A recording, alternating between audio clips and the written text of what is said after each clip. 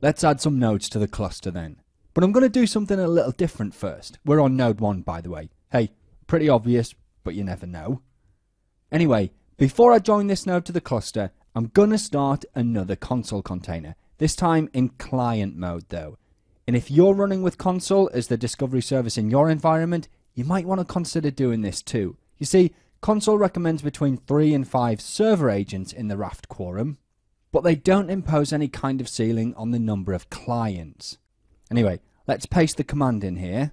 So massively similar to the command to start the console servers, the one we issued a while back now. In fact, the only difference is the rejoin here instead of server. So if you don't specify server when starting console, it's going to automatically come up as a client.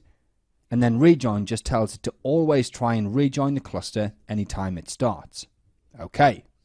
Now then, the way this works is we told the client to join with one of the server nodes in the Raft quorum. So it goes and it talks to that node, and it joins the surf gossip pools that the quorum uses. And then through all of that gossiping, if I can call it that, it learns about all the other clients and servers in the Raft quorum. This way, if one of the console servers goes away, this particular client knows all about the others, and then it can go talk to them instead. Highly available, right? So remember back when we started the Swarm Manager process and we said that we couldn't specify multiple console servers?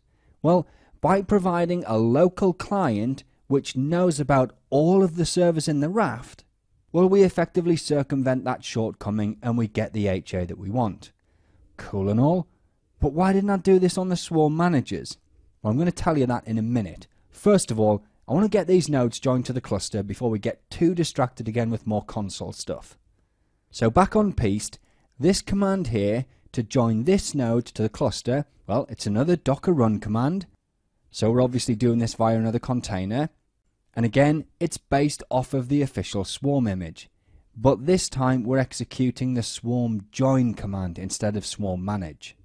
It takes the IP we specify here, which is this local host's private IP, and it registers with the cluster via the local console client agent that we just started like a second ago. And remember, thanks to the gossiping going on, that local console client agent knows all about all 3 of our console servers. So it forwards the registration to one of them. And that, ladies and gentlemen, is pretty much everything we need to do to get the cluster up. Oh, obviously we want to do this on the other 2 nodes as well. I'm getting carried away. But let me speed up time while we do that. So node 2 and node 3. And we are good. Cue backslapping, high fives and snake dancing across the office. Mission control, this is Swarm Leader reporting mission accomplished. Repeat, mission accomplished, all targets acquired, and in the bag we are heading home. Yeah.